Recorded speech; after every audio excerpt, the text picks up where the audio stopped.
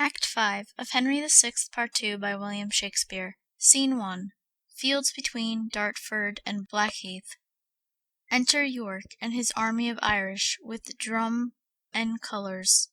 From Ireland thus comes York to claim his right, and pluck the crown from feeble Henry's head.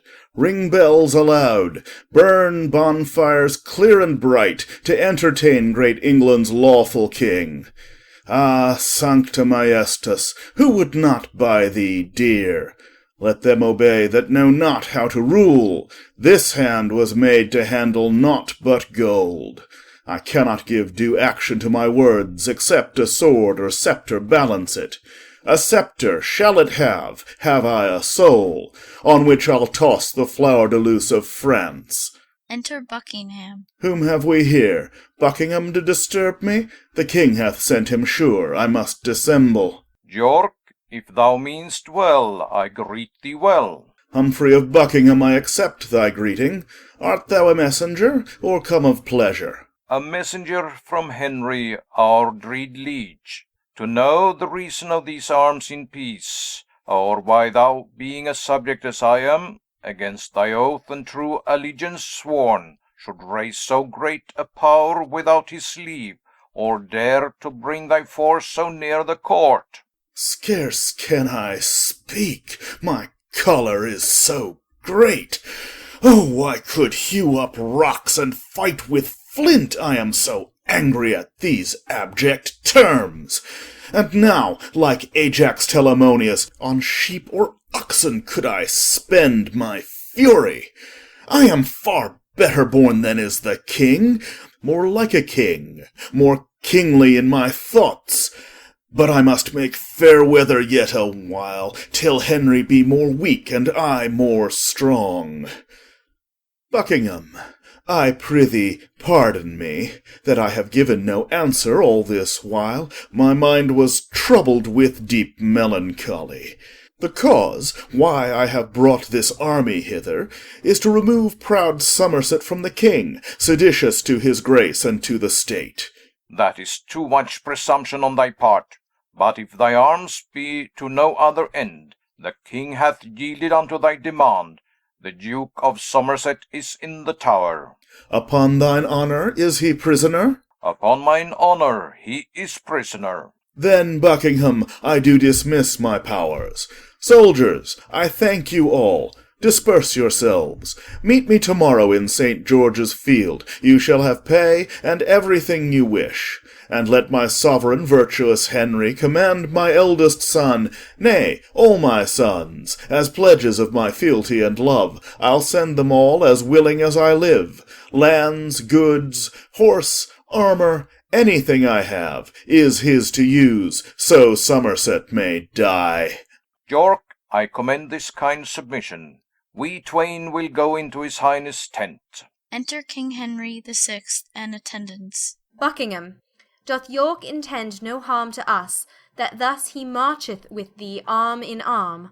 In all submission and humility York doth present himself unto your highness. Then what intends these forces thou dost bring? To heave the traitor Somerset from hence, and fight against that monstrous rebel Cade, who since I heard to be discomfited. Enter Iden with Cade's head. If one so rude and so mean condition may pass into the presence of a king, lo, I present your grace a traitor's head, the head of Cade, whom I in combat slew. The head of Cade! Great God, how just art thou! O let me view his visage, being dead, that living wrought me such exceeding trouble. Tell me, my friend, art thou the man that slew him? I was. Ain't like your majesty. How art thou called? And what is thy degree? Alexander Iden, that's my name.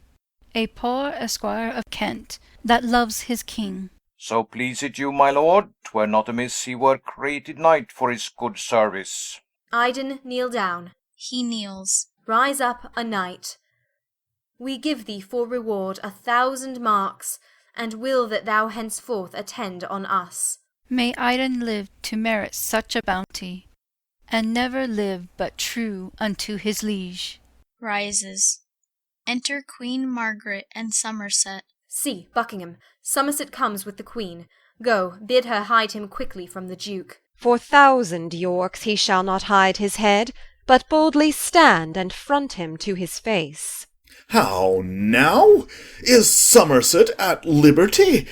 Then, York, unloose thy long-imprisoned thoughts, and let thy tongue be equal with thy heart. Shall I endure the sight of Somerset? False king! Why hast thou broken faith with me, knowing how hardly I can brook abuse? King did I call thee? No, thou art not king, not fit to govern and rule multitudes, which darest not, no, nor canst not rule a traitor. That head of thine doth not become a crown. Thy hand is made to grasp a palmer's staff, and not to grace an awful princely sceptre. That gold must round engirt these brows of mine, whose smile and frown, like to Achilles' spear, is able with the change to kill and cure. Here is a hand to hold a sceptre up, and with the same to act controlling laws. Give place. By heaven, thou shalt rule no more o'er him whom heaven created for thy ruler. O monstrous traitor, I arrest thee, York, of capital treason 'gainst the king and crown. Obey, audacious traitor, kneel for grace. Wouldst have me kneel? First let me ask of these if they can brook I bow a knee to man. Sirrah, call in my sons to be my bail. Exit attendant. I know, ere they will have me go to ward, they'll pawn their swords for my enfranchisement. Call hither Clifford. Bid him come amain, to say if that the bastard boys of York shall be the surety for their traitor father. Exit Buckingham. O blood-besotted Neapolitan, outcast of Naples, England's bloody scourge! The sons of York, thy betters in their birth, shall be their father's bale, and bane to those that for my surety will refuse the boys. Enter Edward and Richard. See where they come, I'll warrant they'll make it good. Enter Clifford and young Clifford. And here comes Clifford to deny their bail. Health and all happiness to my lord the king. Kneels. I thank thee, Clifford. Say what news with thee. Nay, do not fright us with an angry look. We are thy sovereign, Clifford. Kneel again. For thy mistaking so, we pardon thee. This is my king, York. I do not mistake. But thou mistakest me much to think I do. To Bedlam with him. Is the man grown mad? Ay, Clifford. A bedlam and ambitious humour makes him oppose himself against his king. He is a traitor. Let him to the Tower and chop away that factious pate of his. He is arrested, but will not obey. His sons, he says, shall give their words for him. Will you not, sons? Ay, noble father, if our words will serve. And if words will not, then our weapons shall. Why, what a brood of traitors have we here? Look in a glass, and call thy image so. I am thy king, and thou a false-heart traitor. Call hither to the stake my two brave bears, that with the very shaking of their chains they may astonish these fell-lurking curs. Bid Salisbury and Warwick come to me. Enter the Warwick and Salisbury. Are these thy bears? We'll bait thy bears to death, and manacle the bear-ward in their chains, if thou darest bring them to the baiting place. Oft have I seen a hot overweening cur run back and bite, because he was withheld, who, being suffered with the bear's fell paw, hath clapped his tail between his legs and cried, and such a piece of service will you do, if you oppose yourselves to match Lord Warwick. Hence, heap of wrath, foul indigested lump, as crooked in thy manners as thy shape. Nay, we shall heat you thoroughly anon. Take heed, lest by your heat you burn yourselves. Why, Warwick, hath thy knee forgot to bow? Old Salisbury, shame to thy silver hair, thou mad misleader of thy brain-sick son. What? Wilt thou on thy deathbed play the ruffian, and seek for sorrow with thy spectacles? O where is faith? O where is loyalty? If it be banished from the frosty head, where shall it find a harbour in the earth? Wilt thou go dig a grave to find out war, and shame thine honourable age with blood? Why art thou old, and wants experience? Or wherefore dost abuse it, if thou hast it? For shame! In duty bend thy knee to me, that bows unto the grave with mickle age. My lord, I have considered with myself the title of this most renowned Duke, and in my conscience do repute his grace the rightful heir to England's royal seat. Hast thou not sworn allegiance unto me? I have. Canst thou dispense with heaven for such an oath? It is great sin to swear unto a sin, but greater sin to keep a sinful oath. Who can be bound by any solemn vow to do a murderous deed, to rob a man, to force a spotless virgin's chastity, to reave the orphan of his patrimony, to wring the widow from her customed right, and have no other reason for this wrong but that he was bound by a solemn oath? A subtle traitor needs no sophister. Call Buckingham, and bid him arm himself. Call Buckingham and all the friends thou hast. I am resolved for death or dignity. The first I warrant thee, if dreams prove true.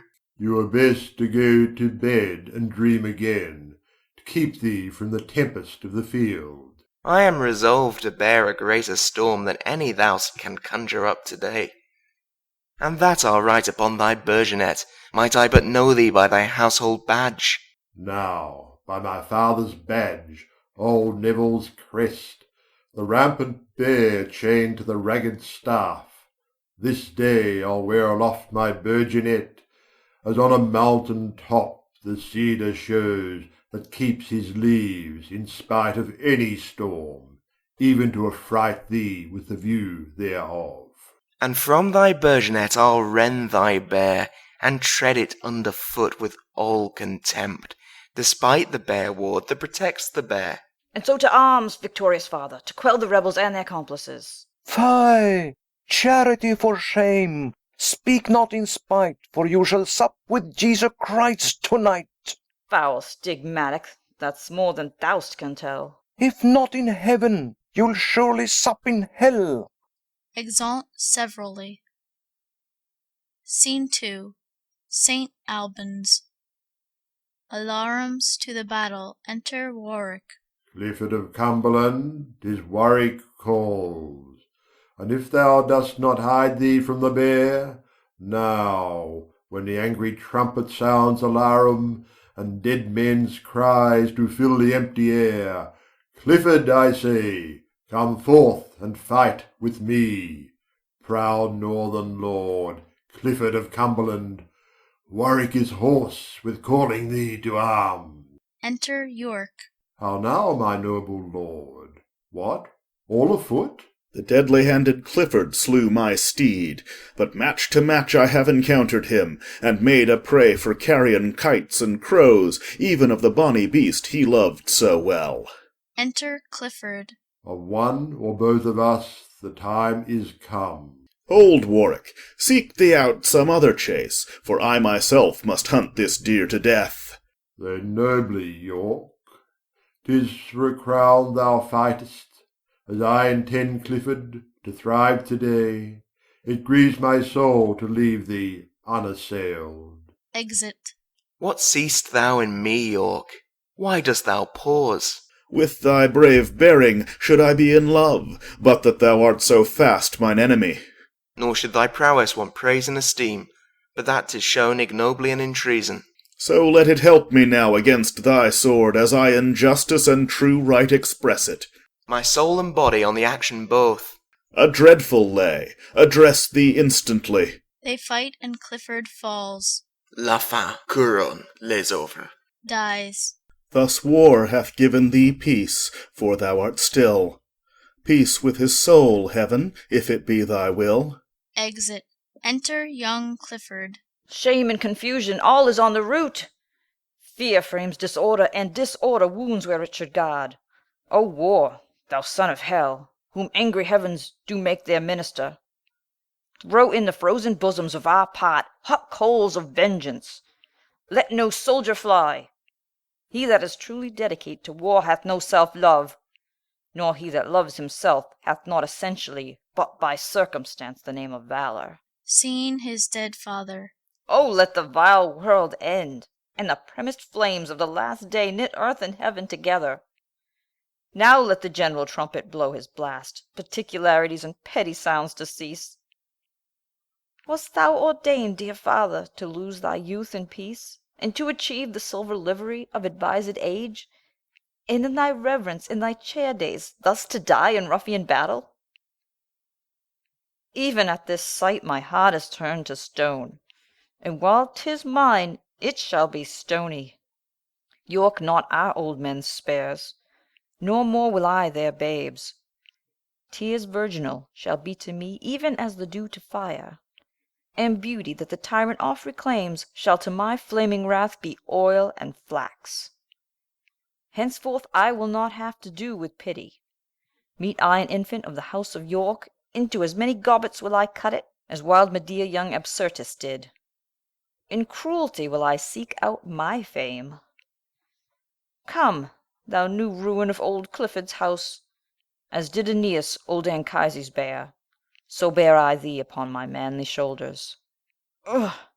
But then Aeneas bare a living load, nothing so heavy as these woes of mine. Exit, bearing off his father. Enter Richard and Somerset to fight. Somerset is killed.